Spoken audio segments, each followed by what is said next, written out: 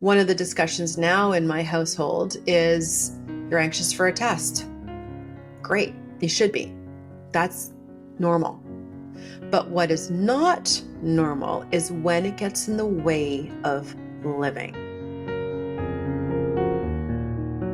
Today, I want to talk about the 5 things that my daughter taught me about anxiety. This episode is for all of us that want to understand anxiety, including teachers with students, parents with your children, and even friend to friend, because anxiety is misunderstood.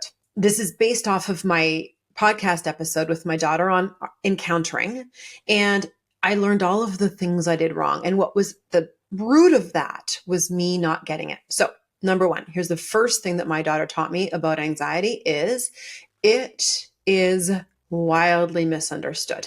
And I have, in the last 6 years or so, started to understand and say that unless you have had anxiety yourself at a deeper level, that it is debilitating, like diagnostic levels of anxiety, not just test anxiety or I'm feeling nervous for a job interview, but that debilitating, I can't get through my day or I'm exhausted, or you've birthed it and it is in your children, or you've married it. It is really hard to understand anxiety because it doesn't make sense. I had many times with my daughter with my own frustrations of not grasping why she just couldn't get to school. And in her mind, she was terrified going through a sea of people to get to that class.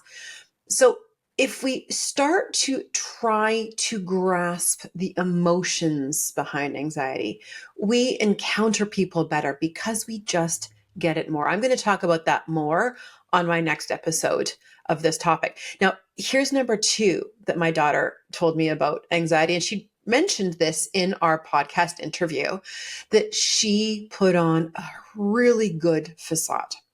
I'm biased, but I think my daughter's beautiful and she presents really well. She's sweet. She's kind. She's never in trouble at school. She enjoyed school in high school and she wanted to appear normal because doesn't everybody, but also even more so, don't teenagers just want to fit in? So the facade of acting like you are all okay and you're really not. This actually came out in my research of I have alluded before to my doctoral research at a youth psychiatric unit. And one of the things I found all the time from these teenagers that were with me with a plethora of mental health disorders is you want to appear normal. So anxiety, to understand it, just know people want to hide it. I'm hoping that's changing and we're losing that stigma, but it is a very real phenomenon that I saw over and over. Teenagers want to fit in, desperately want to fit in, and they don't want people to know. So even being aware that there is a facade to be presented, and if you do know somebody with anxiety or you're parenting a child with anxiety, being aware that they're not necessarily going to be totally open about it, or that they might hide the physical response to anxiety. That helps us when we're encountering people with anxiety. Here's the third thing that my daughter taught me about anxiety. That is, we know there is a genetic component to anxiety. Now, this is researched, it's in data everywhere. But for me as a layperson, and I'm a teacher by trade, I did not understand that in familial DNA that anxiety gets passed on. And in my husband's family, there's a long lineage of anxiety. So had I known, maybe when she was younger, and I spotted her anxiety at about 3 years old when she was just, starting to interact with the world more. Had I recognized that there is a genetic component, maybe my radar would have been up. Here's the 4th thing now that my daughter taught me about anxiety. Anxiety can manifest itself physically. I hadn't recognized that before. And I was a teacher for, like a good decade before I started to have children. So I'd been in the classroom and I didn't get that. But now I mentioned earlier that if you birth anxiety, if it's in your children, you have a better grasp of it. I could see physical changes in my daughter. And do you know, I can now tell across a room if she's anxious. And I could tell by the way she walks. There's a bit more of a waddle for her. On that psych unit where I worked, I could physically see anxiety once I tuned into it more. So let me give some examples. Facial expressions. Holy smokes, you can see it on a face. If you look carefully, you got to look. It's on a face. If you've got a child that you're trying to navigate with this, watch facial expressions. It just does this tense look. So what I learned about anxiety, watch for how it comes out physically. It is really hard to hide anxiety at debilitating levels from the outside if we are watching.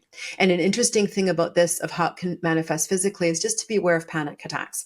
I'm not going to get into panic attacks right now. I have a great episode, though, on the podcast with a student of mine that literally had a 911 phone call that the doctor's office did because she had a panic attack and they didn't know what to do with her. But it was all rooted in anxiety. So another physical manifestation of anxiety leads to maybe panic attacks or lower level anxiety attacks. Also, there can be physical outbursts when it's not appropriate, physical responses to something. When my daughter was younger, she actually had terror over some social settings that were not rational, quote unquote. That's anxiety. And you could see that come out. And if I only knew what had been going on, I could have responded so much better. Here is the fifth thing that my daughter taught me about anxiety. It is really important to differentiate between fear and anxiety.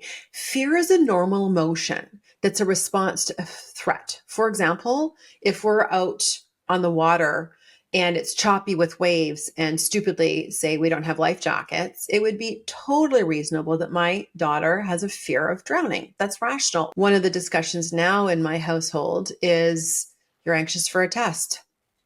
Great, you should be. That's normal.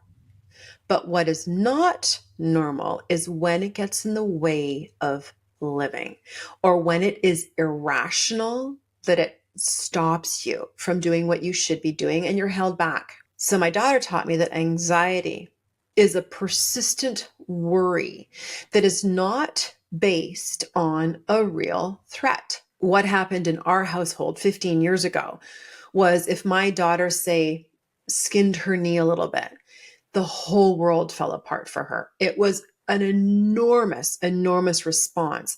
And at the time, I was just frustrated and just, oh, she's got to toughen up. And, you know, we talk about this in our podcast together, that I did not give her the empathy that she needed. And in my mind, I was trying to help ground with a realistic response. And I didn't want things to get carried away with her immense reaction for small physical ailments. And as time went on, and now that she is older, I actually have seen an anxiety response to hurting herself or not feeling well, which has only developed for me to recognize this in the last few years. And by the way, I worked in the middle of this for almost 6 years at a psychiatric unit.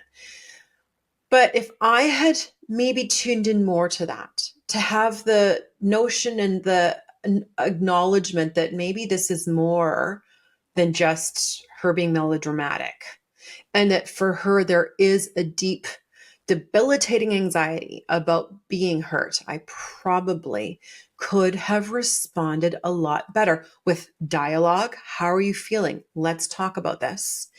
As well as just maybe having more empathy that my sweet girl needed. Join me next time for a continuation of this dialogue, because I want to tell you the 6 things that my daughters taught me as a parent to help support her with anxiety. And that also goes to how we support our friends and other family members, students, everybody around us with anxiety. And in the next episode, I'm going to tell you a phrase that during my time at that psych unit and with my daughter is a powerful phrase. For now, I would really appreciate it if you want to subscribe to this unit and click like on that little tab below. It really helps me to build this brand new platform. And my podcast, it's on all of the podcast platforms. And on a side note, I offer presentations and workshops to parents, educators, businesses, medical professionals, and anybody else wanting to know how we can better encounter others. And you will find me on every media platform. I have that in the show notes here below. So I hope you join me next time as we keep dialoguing about encountering others better in so many ways of this life.